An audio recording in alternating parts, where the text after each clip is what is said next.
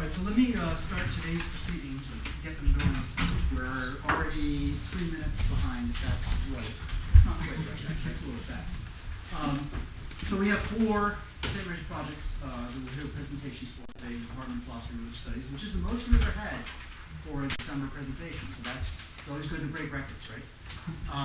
And what we will do is the way the game plan works, for those not familiar with the way we work things over in this building, is we have the presentation for 10 to 15 minutes.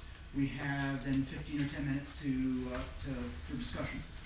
The first question goes to the reader, who is a faculty member of the department who has read the SMP, but who's not usually been in on the advising and mentoring throughout the year. And then we have a respondent ask the second question. The respondent is a faculty member who deliberately has not read the SMP, so it's only reacting to what they're seeing. And then after those 2 questions, the questions open up to the floor. And then at 25 minutes after the hour, or half hour I should say, that's to say 5 minutes before the next one starts, the mentor of the project, the reader of the project, and the respondent of the project go away to confer about the project and presentation, and then we have our 5-minute break. At 5 o'clock, we're expecting, and probably a little bit before this, they'll start bringing this into the small conference room, a Mediterranean platter and apple cider, because apples and Mediterraneans, they don't seem to go together, but it's good name for hot. I think it's a hot apple cider. Okay, so it's hot apple cider and cold Mediterranean plate. And so our first presentation, Celia, actually, I'm going to ask you to come up. Because you're our first, you're not presenting, but you're introducing. Right? And I'm not going to say anything about this. I hope that's not Dr. Benowitz's. I was pushing whether I should sit next to you. I'm not saying anything about it either, actually. So, well, I have the pleasure of introducing Keith Colson, who will be presenting first.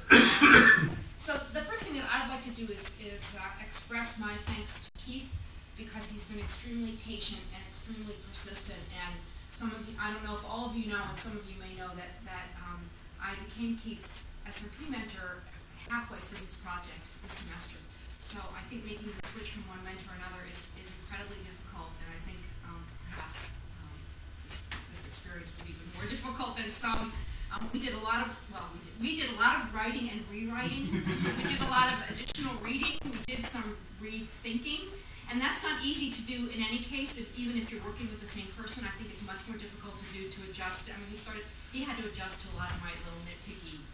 You're going to say it that way. Last Friday we sat at a meeting, and I said, you have to go get somebody to read these sentences out loud to you. And I'm not telling you have to change them, but let's just think about it. So he's been very patient with me, I have to say, and persistent in his project.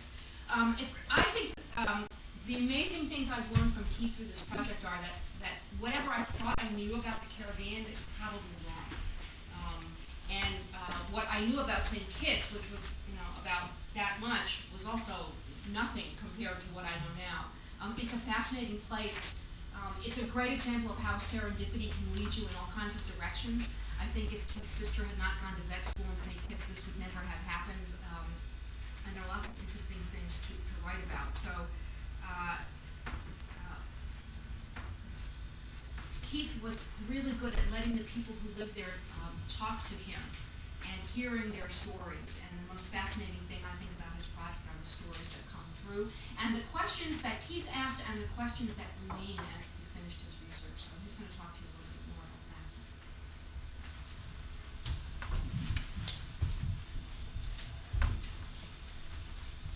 Hello, and welcome to the presentation for my St. Mary's project, Stopping at the Church Door, an exploration of Kittitian Christianity and Caribbean culture. Just very quickly, I'd like to start off by thanking you all for coming, and special thank yous, especially to my advisors here with Benowitz, and all the professors who have helped me, specifically with this project, but also with my entire academic career. Special thanks also to the people of St. Kitts, without whom this project would not have been possible. And as Julie said, I really do hope that you can hear their voices when I present this. Finally, and most importantly, perhaps, is my family, who have been incredibly supportive through all the trials and tribulations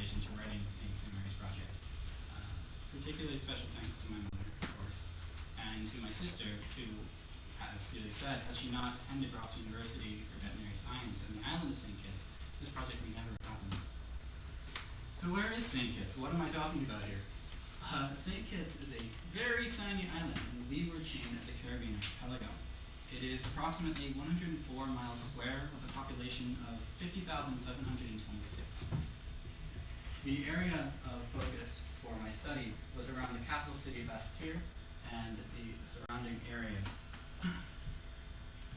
The methodology for my study was to go to various churches within my research zone, speak to members of the congregation after first obtaining permission from the pastor or bishop of that church. Through this process, I gained 33 interviews from about 10 different churches of varying denominations. I strove for a gender balance. There are 18 women and 15 men from my interview, with an age range from 22 to 78, with a mean age of around 48. Not everyone would agree to tell me their birthday. In terms of race, there's only one individual who was not black. He was a white pastor from Poland. In terms of general demographics of the island, this is very telling, as approximately 90.4% of petitions are black, with 3% either Indian or Pakistani, and 1% each of British, Lebanese, and Portuguese. So, why am I telling this all to you? What is my research about? The reason that I went to St. Kitts was to gain a better understanding of the religious identity of the people there, and in order to understand the impact of colonial history and Caribbean culture in the development of this identity. It is necessary for me to first talk about the history of St. Kitts very briefly in order to get sort of a background of what I'm going to be talking about, starting with colonialization. The Spanish would arrive in 1492 to the Caribbean, but the island of St. Kitts remained virtually untouched by European powers until the English arrived in 1624. The island was already inhabited, however, by a group known as the Kalinago, who were the descendants of people from South America who had migrated up into this region.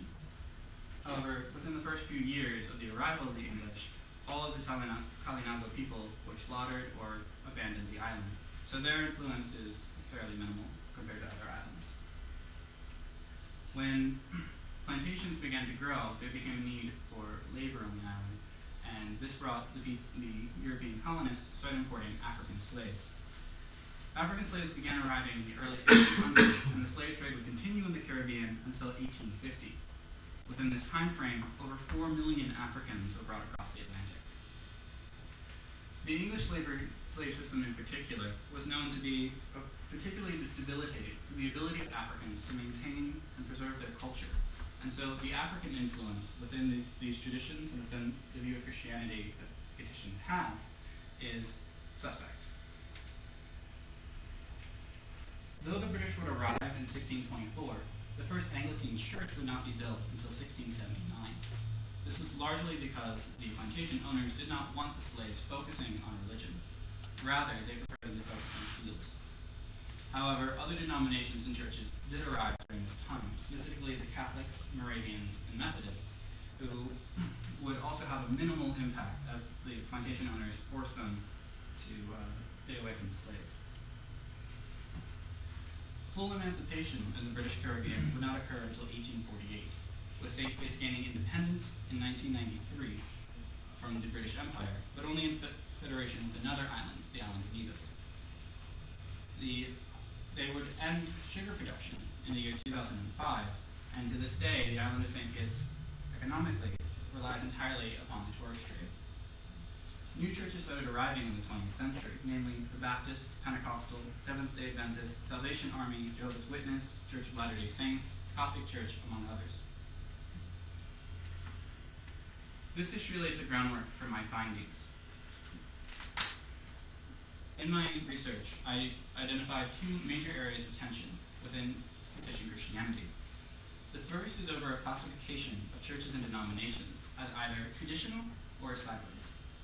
The second is a controversy over music, and whether to use classical European hymns of the church or to allow for more modern Caribbean influenced music to be. My findings suggest that these have developed out of, firstly, the colonial class system, and secondly, the concerns over the boundaries of the secular and the sacred in religious space. So, traditional and sideways. The term traditional generally refers to those churches which arrived during the era of slavery, namely the Anglican, Catholic, Methodist, and Moravian. These churches were also referred to as the planter churches because it was the planters who were attending these services. And to this day, they're associated with the upper class of the island. Sideways was a term used originally as a derogatory term for these other churches that came later. They would grow up on the sideways, or away from the main thoroughfares of the island, and it was believed that they were less respectable.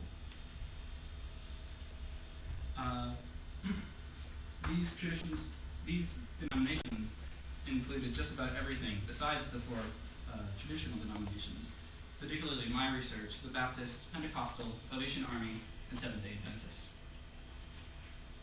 Through my research, I was able to indicate 3 qualities for each classification that help sort of determine whether a church or denomination is traditional or sideways. Traditional, for example, usually has a history of at least 100 years, vocational training, trained pastors, and an itinerant ministry.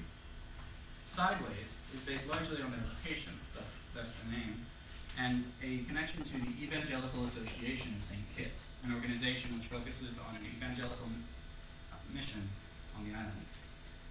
Lastly, there's involvement in crusades, which is not the medieval version of crusades, as I learned, but rather is a large scale evangelical missions. However, while these qualifications do help start to identify traditional and sideways, it becomes a lot more murky and complicated. Here I give the example of 2 churches. Church 2, which was a Baptist church, which has not really followed either set. And you have Church 4, which is Moravian, which, while traditionally Moravian churches are traditional, and it does show they do follow this trend, they also have a strong association with the Evangelical Association, which is made up almost entirely of sideways churches. This starts to indicate that there is some slippage between these terms, and I was frequently reminded by petitions that, as they say, we are all Christians. And so there was suggested to be a lot of movement back and forth between sideways and traditional. The controversy over music was of particular interest because music was mentioned in every single one of my interviews, not just as an extension of the traditional sideways split, but as an argument occurring in almost every church on the island. This argument is founded between 2 different preferences in terms of music. European hymns, which come out of hymnals and are usually accompanied by organ music, if anything at all, versus a Caribbean influence or modern gospel style of music. These can involve a lot of different instruments, such as electric pianos, guitars, tambourines, occasionally dance ministries, or Caribbean influenced music, influenced by such traditions as reggae, calypso, and ska. Tensions over this can be seen as a perception of the use of space. European hymns are associated with a quiet contemplation version of the service, whereas the modern gospel has more to do with a stand up and shout style, jubilation. I will argue, however, that it's not just a matter of different style, but there is something else going on here. Namely, that the modern gospel music is also associated with the tourist trade on St. Kitts.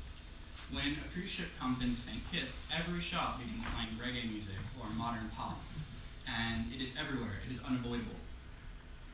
I suggest that it may be possible that an oversaturation of this music has turned some Kittitians away from it, wanting to stop it from entering their sacred spaces. Now, you may be wondering why I called my project Stopping at the Church Door. Why not traditional sideways or talking about music? There are 3 reasons for this. First, looking at the class divide I mentioned before. While it is true that many Kittitians stated that we are all Christians, I noticed that in practice, when they mentioned movement between churches,